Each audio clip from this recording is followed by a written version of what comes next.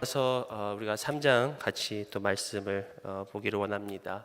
사실 요나는 굉장히 짧은 말씀입니다. 1장부터 4장까지 굉장히 한 번에 읽을 수 있는 이야기고 또 많은 사람들에게 잘 알려져 있는 그런 스토리라고 할 수가 있습니다. 이미 여러 번 우리가 말씀을 들었지만 한 가지 우리가 기억해야 될 것은 이 요나의 주인공은 하나님이시라는 것이죠. 요나라는 선지서를 통해서 대부분 이 스토리가 나오고 있지만 그 스토리의 주인공은 하나님이십니다.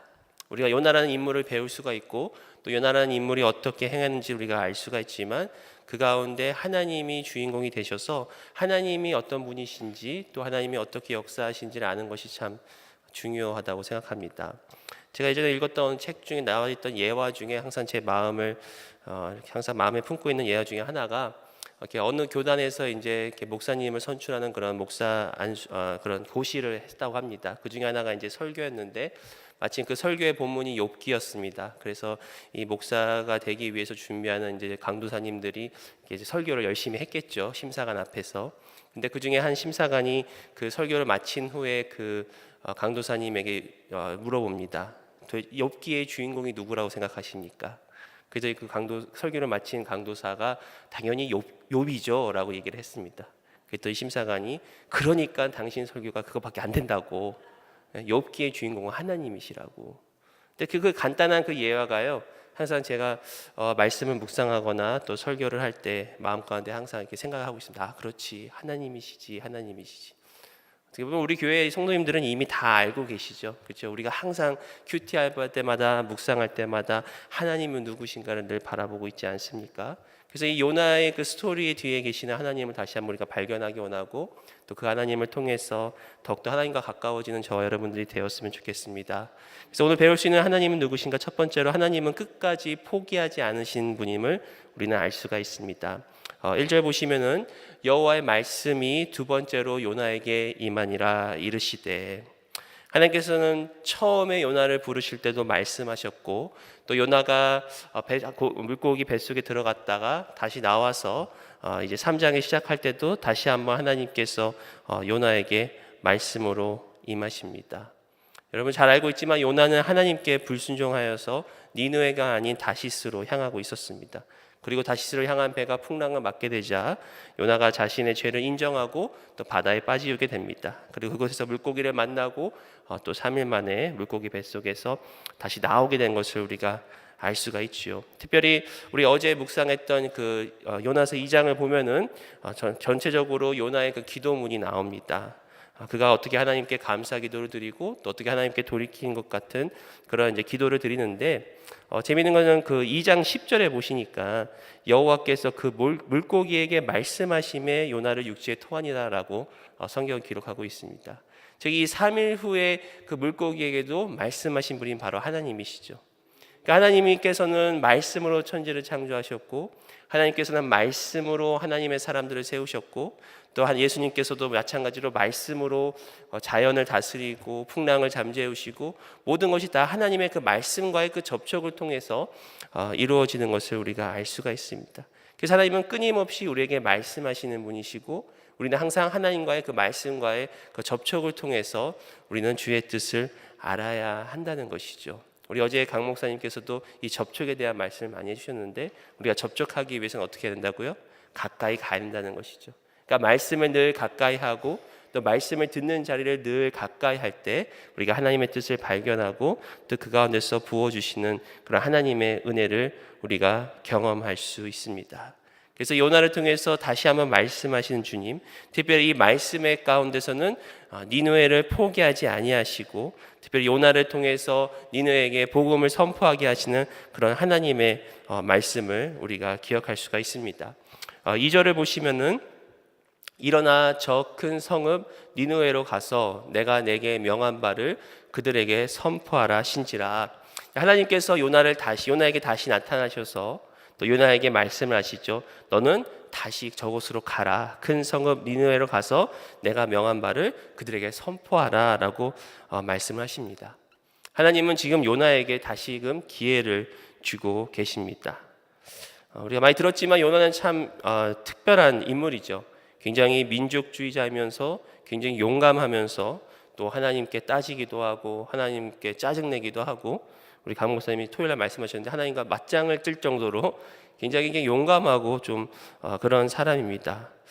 그런데 여기서 우리가 한 가지 더 기억할 것은 뭐냐면, 요나가 물고기 뱃속에 들어갔다 나왔지만 요나가 그다지 변하지 않았다는 것을 우리가 알 수가 있습니다. 비록 2장을 통해서 요나가 하나님께 기도를 하고 하나님께 감사 기도를 올리고 또 돌이키고 그가 결국은 뱃속에서 나왔지만 그가 그렇게 변하지는 않았다라는 것을 우리가 알 수가 있는데, 그걸 어떻게 알 수 있냐면은, 만약에 요나가 정말 다시 돌이키고 회개하고 하나님 말씀에 순종했더라면 하나님께서 3장에 다시 나타나실 이유가 없다라는 거예요. 그러니까 물고기에서 나오자마자 본인이 해야 할 일은 니느웨로 가서 거기서 말씀을 전하는 건데, 그가 나왔지만 아직 말씀을 전해야 될지 말아야 될지 고민하고 있는 것 같아요. 아니면 아직도 마음 가운데 이거 전해야 되나 말아야 되나 그렇게 이제 미적거리면서 지금 하나님의 그 부르심에 그 순종을 좀 지체하고 있다라는 것을 우리가 알 수가 있습니다. 그렇기 때문에 우리가 여기서 또 배울 수 있는 중요한 주제 중 하나가 바로 하나님에 대한 순종이죠. 순종은 성경에 나와 있는 중요한 주제 중에 하나라고 생각합니다. 하나님은 순종하는 자를 기뻐하십니다. 하나님의 은혜를 담는 그릇은 순종이라고 생각합니다. 우리가 요즘에 계속해서 말씀을 통해서 이 은혜에 대해서 우리가 생각을 하고 있는데, 특별히 하나님께서 우리를 이렇게까지 인도하시고 또 하나님께서 교회를 사용하시고 또 수많은 그 주의 종들을 볼 때 저는 항상 이렇게 생각을 하죠. 특별히 하나님께 쓰임받는 종들이나 또 이렇게 부흥하는 교회들을 볼 때마다 왜 저 교회는 저렇게 부흥이 될까? 또 왜 저분은 하나님께서 사용하실까라고 항상 이렇게 질문을 하면서 이렇게 관찰을 합니다. 그럼 대부분은 결국은 우리가 은혜라는 것을 알 수가 있습니다. 모든 것이 하나님의 은혜고 또 하나님의 은혜에 따라서 우리를 선택하셨고 우리를 사용하셨고 또 하나님의 은혜에 따라서 우리 교회에게 놀라운 축복과 부흥과 은혜를 하나님께서 부어주셨습니다. 그런데 그 은혜와 더불어서 다시 말씀드려서 이 하나님께 쓰임받는 많은 종들은 대부분은 다 하나님께 온전히 순종하는 자라는 것을 우리가 알 수가 있습니다. 그러니까 바로 이게 하나님께서 우리에게 은혜를 주시기 위해서 준비하시고 예비하시지만 그 은혜를 담을 만한 그릇이 우리가 되어져야 되는데, 바로 그 그릇은 하나님께 대한 순종이라는 것입니다. 하나님께서는 순종하지 않는 사람들을 쓰실 수 없습니다. 그러므로 우리는 은혜를 받을 만한 그런 순종의 그릇이 되어야 한다는 것이죠. 어떻게 보면은 은혜를 나누긴 좀 그렇지만 기본적인 은혜라고 할 수가 있습니다. 우리가 다 하나님의 그 은혜를 인해서 또 주 예수를 믿음으로 구원을 받았고 또 하나님께서 어느 정도의 그 은혜를 우리가 누리도록 우리에게 허락하셨지만, 그 하나님께서 예비하신 그 풍성한 은혜, 그 충만한 은혜를 담기 위해서는 반드시 순종이 따라가야 된다는 것입니다. 그 조이도 우스는 그 하나님과의 그 친밀함에 이르는 길이 바로 이 순종이라, 그리고 하나님을 경외함이라라고 이야기를 합니다. 그가 순종에 대해서 이야기를 할 때 그 하나님을 경외하는 마음이라는 책에서 이렇게 이야기를 합니다. 하나님께서는 우리가 순종할 수 있도록 은혜를 베푸심으로 우리가 순종하고자 할 때면 언제나 그분의 은혜를 누리는 것입니다. 우리의 삶 속에서 하나님을 경외하는 생활이라 하는 것은 곧 하나님께 대하여 즉시 기쁘게 온전히 순종하는 것을 말합니다. 이것이 성경적인 순종입니다. 그 외의 모든 것은 불순종입니다. 미적미적거리며 뒤늦게 순종하는 것은 불순종이며 부분적으로 순종도 불순종입니다. 투덜대거나 불평하는 마음으로 순종하는 것도 불순종입니다. 특히 조이도 우스는 이 부분을 쓸 때 바로 요나 선지자를 예를 들어서 이야기를 합니다. 그러니까 우리가 하나님께서 우리에게 말씀을 하실 때, 하나님께서 우리에게 부어주시는 그 은혜가 있을 때 즉시 기쁘게 온전히 순종하는 것이 진정한 순종임을 믿으시길 바랍니다. 바로 하나님께서 말씀하신 그 즉시, 또 하나님께서 말씀하실 때 내가 기쁜 마음으로 온전히 순종하는, 그렇기 때문에 조이도 우스는 우리에게 도전하고 있는 거죠. 좀 미적미적거리거나 부분적으로 하거나 불평되면서 투덜대면서 하는 것은, 그것은 성경적인 순종이 아니다. 그러면서 조이도스는 우리의 그 순종의 동기는 바로 하나님께서 진정 어떤 분이신지를 알고 그리고 하나님을 경외하는 마음에서 시작한다라고 우리에게 얘기하고 있습니다. 바로 이 하나님이 누구신가, 그리고 하나님을 진정 경외하는 마음이 결국 우리를 순종으로 이끌고, 그리고 그 순종이 우리 가운데 하나님께서 예비하신 풍성한 은혜를 경험하게 하며 더 나아가서는 바로 하나님의 그 친밀함을 누리는 것이 바로 하나님의 뜻이라고 할 수 있다는 것이죠.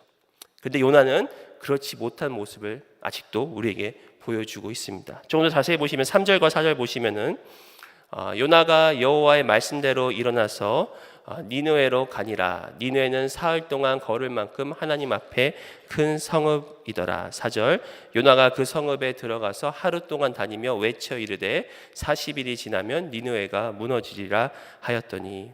자, 보십시오. 3절에 보시면은 그 니느웨라는 성은 사흘 동안 걸을 만큼 아주 큰 성읍이었습니다. 근데 요나가 며칠 만에 그 성읍을 돌아다니죠? 하루 만에 돌아다닙니다. 왜 하루 만에 돌아다닐까요? 바로 하나님의 말씀을 선포해야 되는데, 저들을 돌이키려야 되는데 아직도 그 마음 가운데서는 그냥 망했으면 좋겠다라는 그런 생각이 있었던 것 같습니다. 그래서 사흘 길을 하루 만에 돌아다닙니다. 그 말은 뭐냐? 평소 걸음보다 3배의 빠른 걸으기로 돌아다녔다는 거죠. 거의 아마 뛰어다녔을 것입니다. 뛰어다니면서 그냥 대강대강 말씀을 전합니다. 그 말씀의 내용도 아주 간단합니다. 4절 다시 한번 보시면은 외쳐 이르되 뭐라고요? 40일이 지나면 니느웨가 무너지리라. 아주 간단한 말씀을 전하죠. 40일이 지나면 니느웨가 무너지리라. 우리가 이게 하나님의 복음을 전할 때 최소한은 무엇 때문에 너희들이 지금 망하게 되었고, 또 누가 그 일을 하시며, 또 어떻게 해야 그 일을 우리가 돌이킬 수 있는지를 이야기를 해야 되는데 그냥 한마디만 외칩니다. 40일이 지나면 너희들 망할 것이다. 그 말은 뭐냐? 니들 망했으면 좋겠다라는 얘기죠. 이거를 조금 한번 생각해 봤습니다. 만약에 전도를 이런 식으로 하면 어떻게 하느냐?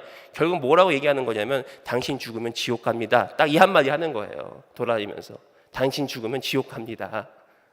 어떤 그런 정말 어떻게 보면 하나님의 그 말씀을, 물론 사실이지만 그냥 그렇게 대충 전하는 그의 모습을 우리가 보게 되는데, 근데 여기서는 또 우리가 하나님의 그 관점을 좀 볼 수가 있습니다. 3절에 보니까 성경이 이렇게 고백합니다. 니느웨는 하나님 앞에 큰 성읍이다라고 고백을 하고 있습니다. 하나님 앞에 큰 성읍이다. 물론 그 니느웨라는 그 성의 그 실제적인 사이즈가 한 사흘 길을 돌아다닐 수 있는, 3일 길을 돌아다닐 수 있는 그런 큰 성읍일 수가 있지만, 저는 특별히 이 하나님 앞에라는 단어가 참 마음에 와닿는데, 하나님이 보시기에 큰 성읍이다. 그러니까 세상에 볼 때는 지극히 작은 성읍일 수가 있고, 특별히 또 이스라엘 그 요나 선지자의 그 입장에 봤을 때는 별 볼일 없는 이방인이고 또 원수 국가고 절대로 구원받아서는 안 될 그런 존재지만, 하나님은 저 성을 크게 보신다라는 것이죠. 또 동일하게 하나님께서는 그 사사기에 나오는 기드온을 부르실 때도 동일하게 말씀을 하시는데, 사사기 6장 12절에 보시면 여호와의 사자가 기드온에게 나타나 이르되 큰 용사여 여호와께서 너와 함께 계시도다 하매. 하나님은 기드온을 부르실 때 너는 큰 용사다라고 불러주셨습니다. 그러나 실제로 기드온은 결코 큰 용사가 아니었죠. 굉장히 소심한 사람이었고 굉장히 겁장이었고, 또 유일하게 하나님께서 불러주시면서도 불구하고 그것을 믿지 못해가지고 2번이나 하나님을 시험하는 그런 사람이었습니다. 하지만 하나님께서는 기드온에게 너는 큰 용사라고 이야기를 하십니다. 이것을 통해서 우리는 그 하나님의 그 관점, 특별히 이 성읍을 또 큰 성읍이라고 보시는, 또 우리와 같은, 또 기드온 같은 그런 지극히 연약한 사람을 큰 용사라고 부르시는 그러한 하나님의 관점을 우리는 여기서 배울 수가 있다는 것입니다. 그래서 순종이란 무엇이냐? 결국은 내 관점을 내려놓고 하나님의 관점으로 바라보는 것입니다. 바로 우리에게 일어나는 일 중에 때로는 우리가 어떻게 할 수 없는 그런 일들이 있습니다. 우리가 조절할 수 없는 일들이 있을 때 우리가 선택할 수 있는 건 뭐냐면, 그 일을 바꾸는 것보다 그 일을 바라보는 관점은 우리가 선택할 수가 있습니다. 우리가 겪고 있는 질병이나 아픔이나 어려움들은 때로는 우리가 어찌할 수가 없습니다. 그것을 돌이킬 수가 없습니다. 하지만 그것을 바라보는 관점을 우리가 선택할 수 있다는 것입니다. 특별히 하나님의 그 관점, 그 믿음의 관점으로 우리는 선택할 수가 있습니다. 또한 다른 사람들을 바라보는 것도 마찬가지입니다. 다른 세상을 바라보는 눈도 마찬가지입니다. 우리가 다른 사람을 변화시킬 수 없습니다. 우리가 세상을 변화시킬 수 없습니다. 그러나 다른 사람을 바라보는 관점, 또 세상을 바라보는 관점을 우리가 하나님의 관점으로 선택할 때, 그때 하나님의 역사는 이루어진다는 것이죠. 결국은 이 요나는 계속해서 하나님께서 요나에게 말씀하시고 또 요나를 이끄시지만 하나님의 관점으로 바라보지 못하였기 때문에 그가 결국은 하나님께 불순종하는 그런 모습을 보고 계신다는 것이죠.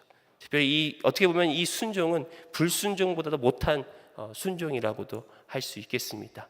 하나님께서 사흘 동안 갈 길을 하루 만에 돌아다니면서 그리고 너희들은 이제는 멸망할 것이다 라고, 그렇게 무너질 것이다 라고 그렇게 이야기를 하고 있다라는 것입니다. 그러나 하나님께서는 그러한 불순종하는 요나를 통해서 니느웨 성을 끝까지 하나님께서 구원하시는, 포기하지 않으시는 우리가 하나님을 볼 수 있다라는 것이죠. 그리고 더 나아가서는 이 요나와 같은 선지자도 하나님께서 사용하시는 그 하나님의 그 은혜를 우리가 볼 수 있지 않습니까? 결국은 저들을 향해서, 그리고 요나를 향해서 포기하지 아니하시는 하나님의 열심을 우리는 바라볼 수 있고, 또 그 열심을 우리는 반드시 이루어진다는 것을 깨달을 수 있다는 것이죠.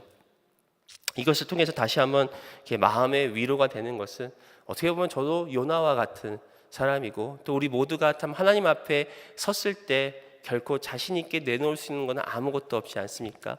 얼마나 우리가 연약하고 얼마나 미약하고, 제가 몇 주 전에 잠깐 이렇게 가족들과 좀 시간을 내어서 잠깐 어디를 다녀왔는데, 이렇게 가족들하고 이제 일주일 동안 그냥 같이 붙어 있다 보니까 그 예전에 그런 좀 습관들이 좀 나오더라고요. 이렇게 짜증내고 또 화내고 또 이렇게 뭐라 그럴까, 저는 제가 좀 그래도 목회 좀 하고 그러다 보니까 제가 변한 줄 알았거든요. 굉장히 이렇게 온유한 사람으로 변한 것 같은데, 또 이렇게 가족들하고 같이 있다 보니까, 또 오랜 시간을 같이 있다 보니까 저의 그런 예전에 그런 좀 안 좋은 모습들이 다시 이렇게 드러나는 것을 이렇게 볼 때 참 제 자신이 굉장히 실망을 좀 하고 왔습니다. 근데 실망을 하면 할수록 다시 하나님을 바라보는 거죠. 그것이 하나님의 은혜구나. 내가 정말 부족하구나. 물론 내가 정말 말씀을 더욱더 좀 순종하려고 하고 또 예수님을 닮아가려 하고 내가 몸부림은 치지만, 결국은 어쩔 수 없는, 나는 은혜 아니면 살 수 없는 존재이구나를 계속해서 하나님께서는 깨닫게 해주시는 것 같아요. 그래서 교만이라는 게 있을 수가 없고, 어떻게 보면은 우리는 늘 주님 앞에 용서받은 죄인임을 우리가 늘 생각하면서, 그리고 용서받은 죄인뿐만이 아니라 요나와 같이 이렇게 고집스럽고 이렇게 막 용감하고 말 안 듣는 사람도 하나님께서 그래도 어떻게 하든 쓰시려고 하시는 주님, 그 주님의 그 열심을 우리가 더 믿음으로, 감사함으로 받아야 되지 않겠습니까? 어느 분은 그런 얘기를 하더라고요. 하나님께서 우리를 동역하시느라 얼마나 고생하고 계시는지, 그냥 창세기처럼 말씀으로 다 하시면 되는데 왜 굳이 우리를 쓰시려고 하시는지. 어떻게 보면 우리는 이렇게 하나님 앞에 이렇게 도움이 돼야 되는데 이렇게 참 하나님이 어려워하신다라는 그런 내용을 이렇게 읽은 적이 있는데, 그렇기 때문에 하나님의 그 은혜를 우리가 더욱더 깊이 생각할 수가 있고, 그렇기 때문에 우리가 하나님께 감사함을 통해서 또 하나님이 기뻐하시는 그런 온전한 순종으로 이어질 줄 믿습니다. 두 번째로 오늘 본문에서 배울 수 있는 우리 하나님은 바로 부흥과 회복의 역사는 전적인 하나님의 역사요, 성령의 역사라는 것을 우리가 다시 한번 알 수가 있습니다. 5절에 보시면 니느웨 사람들이 하나님을 믿고 금식을 선포하고 높고 낮은 자를 막론하고 굵은 배의 옷을 입은지라. 자, 보십시오. 지금 이 요나가 3일 길을 하루 만에 돌아다니면서 40일 만에 너희들이 무너진다라는 그런 말씀을 이야기를 했는데, 그것을 사람들이 지금 듣고 반응을 하기 시작한다는 것이죠. 그것도 하나님의 선택한 백성이 아닌, 이스라엘이 아닌 이 니느웨라는 그 이방인 나라가 지금 그들이 하나님을 믿고 금식을 선포하고 또 높고 낮은 자를 막론하고 다 굵은 배의 옷을 입었다라고 이야기를 합니다. 도대체 어떻게 이것을 그들이 깨달았는지 모르겠지만 지금 그 짧은 그 한마디 말씀에 그들이 지금 반응을 하면서 전 국가적인 어떤 회개의 운동이 이루어지고 있다라는 것이죠. 6절을 보시면은 그 일이 니느웨 왕에게 들림에 왕이 보좌에서 일어나 왕복을 벗고 굵은 배 옷을 입고 제 위에 앉으니라. 지금 이 백성들뿐만 아니라 지금 니느웨 왕까지 그 얘기가 들렸습니다. 그랬더니 즉시 그가 반응하는 것이 무엇입니까? 보좌에서 일어나 왕복을 벗었다. 굉장히 놀라운 그 회개의 모습을 보여주고 있다는 것이죠. 단지 자신의 그 죄를 고백하고 돌이키는 것뿐만 아니라 보좌에서 일어났다는 뭐예요? 지금까지 니느웨는 자신이 왕으로서 자기가 다스리고 스스로 왕이 되어 있었지만 지금 왕좌를 내려놨다는 것은 그 왕좌에 누구를 모신다는 거예요? 하나님을 모신다는 거죠. 그러니까 왕좌에서 내려놔서 왕복을 벗고, 그러니까 자기에게 주어진 모든 권위와 모든 위치를 다 하나님께 드리면서 굵은 베옷을 입고 제위에 앉았다. 이 놀라운 지금 회개의 역사가 일어나고 있습니다. 그러면서 어떻게 합니까? 7절에 보시면은 왕과 그의 대신들이 조서를 내려 니느웨에 선포하여 이르되 사람이나 짐승이나 소떼나 양떼나 아무것도 입에 대지 말지니 곧 먹지도 말 것이요 물도 마시지 말 것이며, 굉장히 이 회개 운동이 좀 지나칠 만큼 이 짐승에게까지 이야기를 하면서 짐승에게 아무것도 먹이지 말고 물도 마시지 말고 그렇게 그들이 지금 하나님 앞에 돌이키는 이 엄청난 이 사건이 단지 너희가 40일 지나면 무너지리라는 그 한마디에 지금 이 모든 사건이 이루어지고 있습니다. 이것을 통해서 우리가 알 수 있는 사실은 뭐냐? 바로 이 회복과 부흥은 전적인 하나님의 주권과 성령의 역사에 달려 있다라는 것입니다. 왜냐하면 지금 이 사건을 우리가 설명할 수 있는 길은 뭐냐? 결국은 성령님께서 저들의 마음을 감동시켰다고라고밖에 설명할 길이 없기 때문입니다. 바로 부흥과 회복은 오직 전적인 성령의 역사입니다. 하나님이 시작하시는 것이고 바로 하나님의 주권에 달려 있습니다. 우리가 어제 설교 말씀처럼 바로 성전이신 예수님께로부터 이 생수가 흘러나와 그 생수가 부어질 때 부흥과 회복이 시작된다는 것이죠. 아까 말씀드렸던 조이 도우슨의 그 또 하나됨이라는 그 책에서 부흥에 대해서 이렇게 이야기합니다. 부흥은 공동체와 문화의 도덕적, 영적 삶을 변화시키는 놀랍고도 지속적이며 명백한 하나님의 임재다. 부흥은 제일 먼저 하나님의 백성에게 하나님의 때에 하나님의 방법으로 성령을 부어주시는 것이다. 하나님의 거룩함이 강하게 계시되며 그 결과 하나님의 죄의 관점이 드러난다. 그러니까 하나님께서는 비록 요나를 사용하셔서 또 요나의 그 불순종보다 못한 순종을 사용하셨지만 그 요나의 그 메시지 한마디에 바로 성령님께서 역사하셔서 성령님께서 친히 저들에게 성령님이 부어주신 바 되어 바로 저들의 죄에 대해서 깨닫게 되고 하나님이 누구신가에 깨닫게 되는 그런 엄청난 그 성령의 역사가 지금 그 가운데 이루어지고 있다는 것입니다. 바로 저들에게 하나님의 그 죄에 대한 하나님의 관점이 저들에게 드러났을 때 그리고 저들은 그것을 즉시 반응함을 통해서 진정한 회개와 또 금식과 또 그 모든 것들이 결국 저희들의 그 죄에서 하나님께서 용서하시고 회복시키는 것을 볼 수가 있다는 것이죠. 바로 부흥은 우리가 노력해서 만들어내는 것이 아니라 전적인 하나님의 주권과 역사임을 믿으시기 바랍니다. 바로 하나님의 때가 있다라는 거예요. 하나님의 방법이 있다라는 거예요. 그렇다고 우리가 두 손 놓고 아무것도 안 하느냐? 그건 아니죠.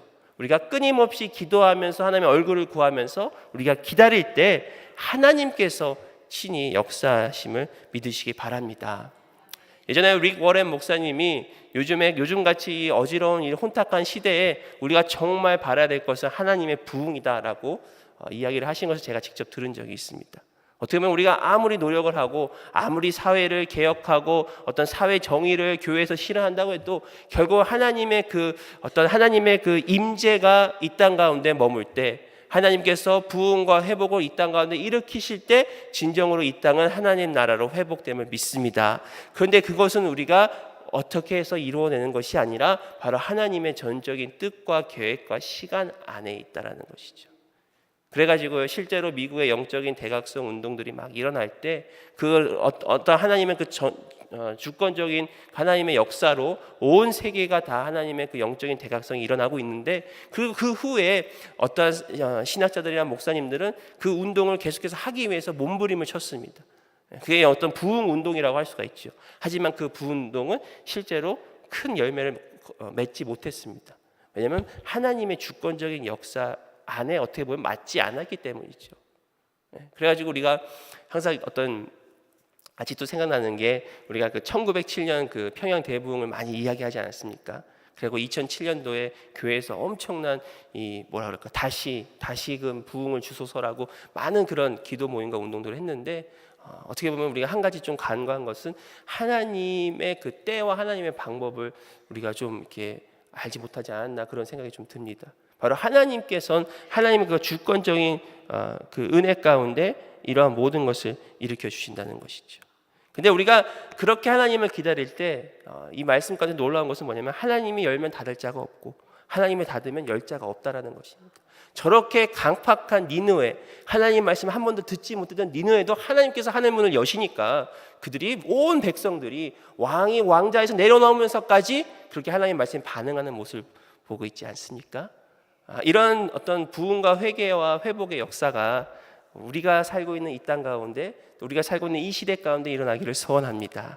우리는 그저 기다리고 기도하며 간구할 때 하나님께서 우리의 기도가 금양로에 가득 찼을 때 하나님의 때가 이르렀을 때 반드시 그 일을 이루실 줄 믿습니다. 그러면서 8절과 또 9절을 보시면은 사람이든지 짐승이든지 다 굵은 배 옷을 입을 것이요 힘써 하나님께 부르짖을 것이며 각기 악한 길과 손으로 행한 강포에서 떠날 것이라. 9절에 하나님이 뜻을 돌이키시고 그 진노를 그치사 우리가 멸망하지 않게 하시리라. 그렇지 않을 줄 누가 알겠느냐 한지라. 그래서 그들이 성령이 그들에게 임하실 때 그들은 정확하게 어떻게 해야 되는지를 알고 있었습니다. 성령이 저들의 마음을 깨닫게 하시고 죄를 깨닫게 하시니까 저희들이 하나님께 누이치고 돌이키는데 금식을 통해서 또 8절에 보시면은 너희들이 굵은 배의 옷을 입고 힘써 하나님께 부르짖으라. 힘써 하나님께 부르짖고 악한 길에서 손으로 행한 모든 강포에서 떠날 것이다.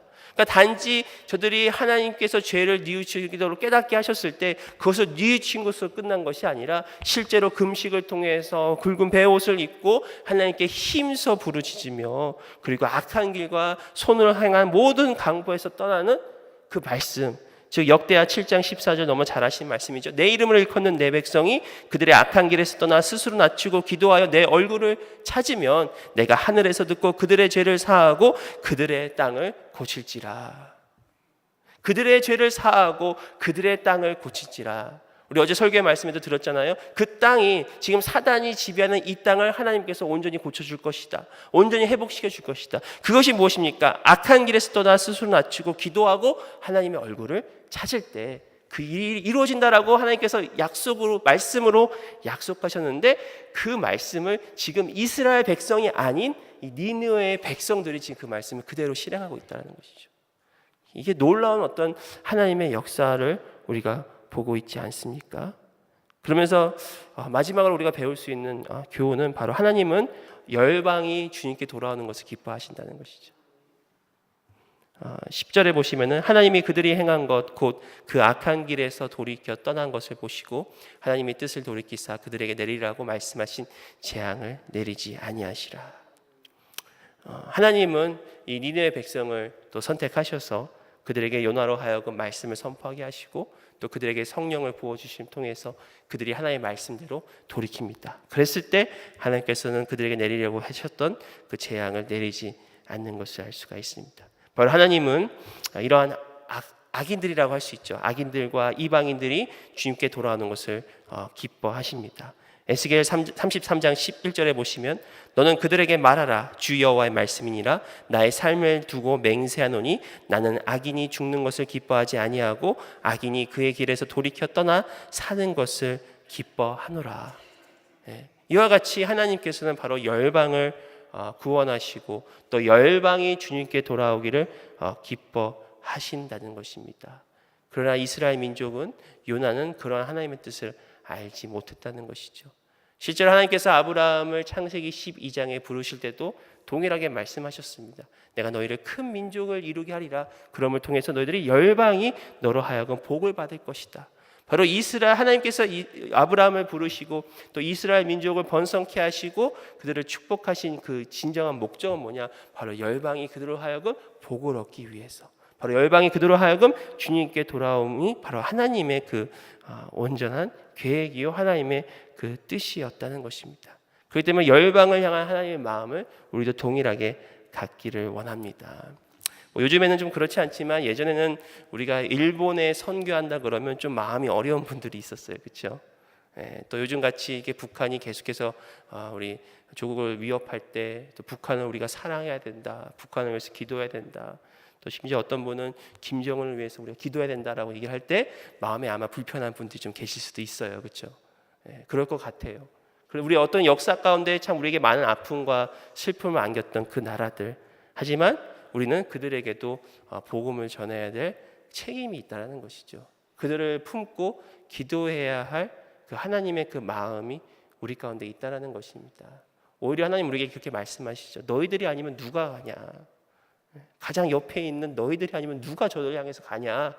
어떻게 보면 이게 하나님의 마음인 것 같습니다.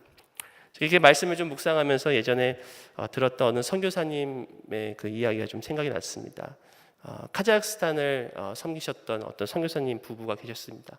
그런데 2004년도에 어느 괴한이 그 집안으로 침입해서 결국은 그 선교사님 중에 그 아내분을 그 자리에서 무참히 살해하고 또 남편도 머리에 쇠파이프를 맞고 기절하는 그런 사건이 있었습니다. 그들이 정말 어떻게 보면 이게 젊은 나이에 이렇게 딸 둘을 남겨놓고 먼저 엄마를 보내는 그 심정, 또 그 먼저 아내를 보내는 그 남편이 정말 이렇게 울부짖으면서 힘들어하고 괴로워하는 모습을 제가 영상을 통해서 본 적이 있는데, 근데 결국은 10개월이 지나고 1년이 지나서 그 남편 선교사님은 다시 카자흐스탄으로 돌아갑니다. 그리고 저들에게 다시 복음을 전하고 지금도 계속해서 이 중앙아시아를 이렇게 섬기는 그 모습을 보게 됩니다. 내 아내를, 내 소중한 사랑하는 사람을 이렇게 무참히 살해한 그 나라를 어떻게 다시 섬길 수가 있을까? 우리가 너무 잘 아시는 우리 짐 엘리엇 선교사님 기억하시죠? 에콰도르에 있는 인디안들을 선교를 하기 위해서 첫 그 발을 닿는 그 날, 그 순간 저들에게 무참히 살해당했던 5명의 선교사님들이 계십니다. 근데 그 후에 그들의 부인 되시는 아내분들이 다시 그 땅을 밟음을 통해서 결국 그 땅이 주님께 돌아오는 그 우리 역사적인 그 사건들을 우리는 기억하고 있습니다. 어떻게 그럴 수가 있을까? 어떻게 내 사랑하는 사람을 해하고 힘들게 하는 저들을 어떻게 그럴 수가 있을까? 그것이 바로 하나님의 그 마음이라는 것이죠. 열방을 사랑하시고 또 지극히 악한 자들을 전 큰 성읍이다라고 말씀하시는 그 하나님의 그 마음. 어떻게 보면 우리 모두가 다 죄인 되었을 때 하나님께서 독생자 아들 예수 그리스도를 보내주셔서 우리를 위해 대신하여 죽으심으로 하나님께서 우리를 향한 하나님의 그 사랑을 확증하셨듯이, 그러한 하나님의 그 무조건적인 사랑과 희생의 사랑이 저들로 하여금 열방을 향하여 가게 했다라는 것이죠. 이러한 하나님의 마음을 다시 한번 이해하는 이 아침이 되었으면 좋겠습니다. 어떻게 보면 이 요나 선지자는 그 당시 이스라엘의 영적인 수준을 말한다고도 할 수 있습니다. 이스라엘은 그 당시 여로보암 2세가 이렇게 통치했던 그 시대입니다. 바로 이 우리가 얼마 전에 같이 묵상하고 말씀을 들었던 이 아모스 선지서 말씀의 그 배경이 되는 그 시대입니다.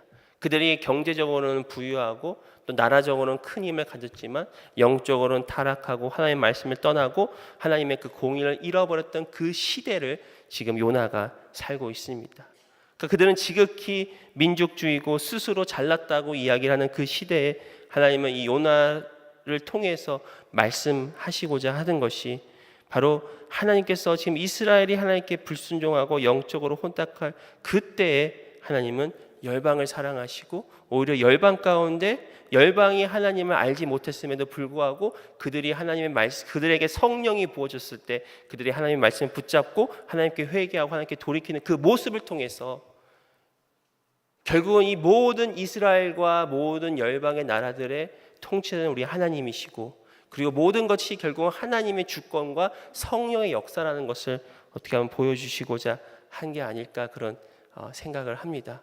바로 우리가 지금 이 시대를 사는 저와 여러분들도 우리가 주님을 인해서 또 예수 그리스도의 그 십자가의 공로로 우리가 이렇게 주님 앞에 나왔습니다. 그리고 오늘도 바로 그 주님의 그 은혜를 의지하시면서 특별히 하나님께서 이 요나 선지서를 통해서 우리에게 말씀하시는 그 예수님을 통한 그 놀라운 구원의 역사와 더불어서 또 하나님 말씀에 전적으로 순종을 통해서 하나님의 그 은혜에 담는 그릇으로 준비되는 저와 여러분들이 되었으면 좋겠습니다. 더 나아가서 이 은혜가 우리 가운데 차고 넘쳐서 우리가 예수님이 먼저는 예수님이 성전 되시고 또 우리가 성전이 되어서 그 생수가 예수님으로부터 시작되어 우리를 통하여 열방에 흘러 넘치는 그런 열방을 축복하는 그런 우리 새생명 비전 교회와 또 저와 여러분 한 분 한 분 되시기를 예수 그리스도의 이름으로 축원드립니다.